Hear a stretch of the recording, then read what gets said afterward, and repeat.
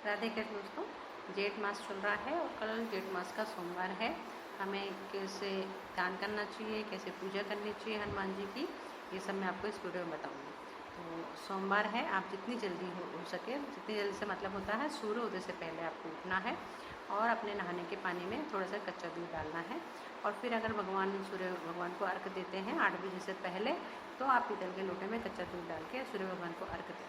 उसके बाद किसी भी प्राण प्रतिष्ठित हनुमान जी के मंदिर में आपको चमेली के फूल लेके जाना है। आपके आसपास अगर चमेली के फूल हैं तो वो ज़रूर उन्हें लीजिए और चमेली के फूल लेके, और अगर संभव हो सके तो माला ज़रूर बनाइए।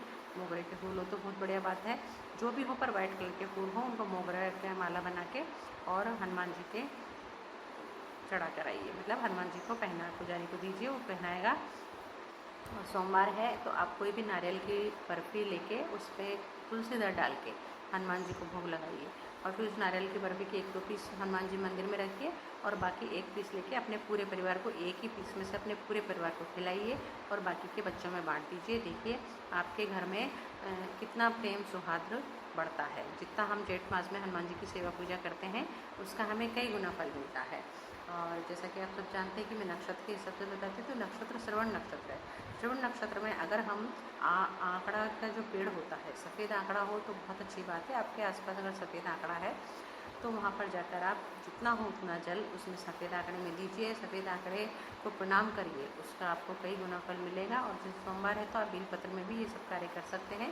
बेलपत्र के पेड़ में भी आप पक्षियों के लिए पानी की व्यवस्था कर सकते हैं, चींटियों के लिए आटे की, शक्कर की और घी की व्यवस्था करके चींटियों को डालिए और देखिए कि आपके घर में पॉजिटिविटी कितनी आती है। अगर हम सोमवार के दिन बेलपत्र की पूजा करते हैं, बेलपत्र के पेड़ की पूजा करते हैं, तो हमारा चंद्रग्रह मजबूत होता है और हमारे पॉजिटिविटी जब हमारी कुंडली में अगर चंद्रग्रह दूषित है या नीच का है या कोई हो, और अगर हम सोमवार के दिन ये कार्य करते हैं तो हमारा चंद्रग्रह मजबूत होता है और हमें पॉजिटिविटी आती है। कहते हैं कि अगर चंद्रमा कमज़ोर हो तो मानसिक तनाव ज़्यादा बढ़ता है, डिप्रेशन ज़्यादा बढ़ता है। अगर हम सोमवार के सोमवार ऐसा करते हैं और सफ़ेद पुष्प या शिव जी पे चढ़ाते हैं या बेलपत्र की पूजा सेवा करते हैं पेड़ की, तो हमारे घर में पॉजिटिविटी, हमारे अंदर भी पॉजिटिविटी बढ़ती है और हमारे घर में जो बिना मतलब के कलेश होते हैं वो होना बंद हो जाते हैं।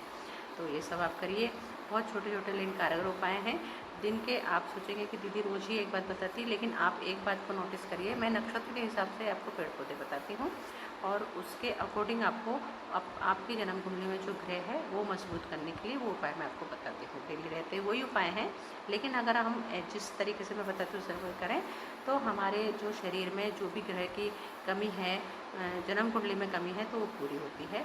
आप ज़रूर करिए। और वास्तु टिप के अनुसार आजकल मैं आपको किचन के वास्तु टिप बता रही हूँ कि जिसमें हम क्या छोटे छोटे कार्य करें जिससे हमारे घर में सुख शांति रहे। क्योंकि हम पाठ पूजा भी बहुत करते हैं, धार्मिक अनुष्ठान भी बहुत करते हैं, दान पुण्य बहुत करते हैं, लेकिन हमारे छोटे छोटे कार्य हैं जो रसोई में हम अनजाने में हमसे हो जाते हैं, वो हम अगर करना बंद कर दें तो उससे हमारे घर में पॉजिटिविटी आएगी और अन्नपूर्णा का वास रहेगा। और जो वो अन्न खाएगा, आपके परिवार के सदस्य जो उस पका हुआ भोजन करेगा, तो उसके भी अंदर पॉजिटिविटी आएगी और कलेश मिटेगा। तो आप उनको फॉलो करिए। देखिए, तो मैं आपको, जैसे कि आपकी जो गैस जहाँ पर रखी होती है, जो गैस रखी होती है, अगर मान लो आपके किचन में कम जगह है और आप उसको आग्नेय कोण में नहीं रख सकते गैस को, या आपका मुंह पूरब की तरफ नहीं हो पा रहा है, तो आप थोड़े से तिरछे होकर भी आप खाना बना सकते हैं। अगर वो भी संभव नहीं है, किसी कारणवश आप ऐसे किसी फ्लैट में रहते हैं जिसमें आपकी जो किचन है वो आग्नेय कोण में नहीं है और संभव नहीं हो पा रहा है, तो आप किचन की जो पट्टी है, जो किचन की जो ऐसी पट्टी रहती है, उसी पर ही आप ये ऐसा करिए कि जहाँ भी ईशान कोण आता है उस पट्टी पर जो ईशान कोण आता है, मतलब वहाँ पर आप पानी का एक छोटा सा कलश या छोटा सा लोटा रख सकते हैं। उसको डेली साफ करके डेली रखिए और वहाँ पर एक दीपक जरूर जलाइए। अगर आप ऐसा करते हैं तो भी आपकी रसोई का वास्तु दोष खत्म होगा।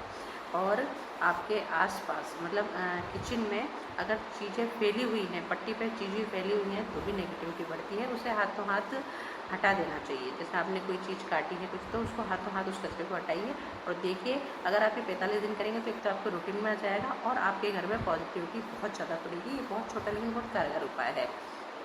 एक बात का विशेष ध्यान रखिए कि कभी भी जब गैस बंद हो तो उसके ऊपर, जैसे अक्सर महिलाएं करती हैं कि तवा रख के छोड़ देती हैं कि हम जब बाद में कोई खाना खाएगा तो हम रोटी बनाएंगे, पर ऐसा नहीं करना चाहिए। हाथों हाथ तवे को हटाना चाहिए, चाहे आपको 10 बार तवा रखना पड़े, पर गैस पे, बंद गैस पे तवा, कढ़ाई, भगोनी नहीं रखना चाहिए। ये बहुत बड़ा नेगेटिविटी होती है। फॉलो करिए और देखिए कि इसका असर कितना होता है। मेरे वीडियो पसंद आ रहे हैं तो लाइक कीजिए, शेयर कीजिए और नए नए हैं तो सब्सक्राइब भी कीजिए, ताकि मेरे आने वाले वीडियो का नोटिफिकेशन अतिशीघ्र मिल सके। धन्यवाद।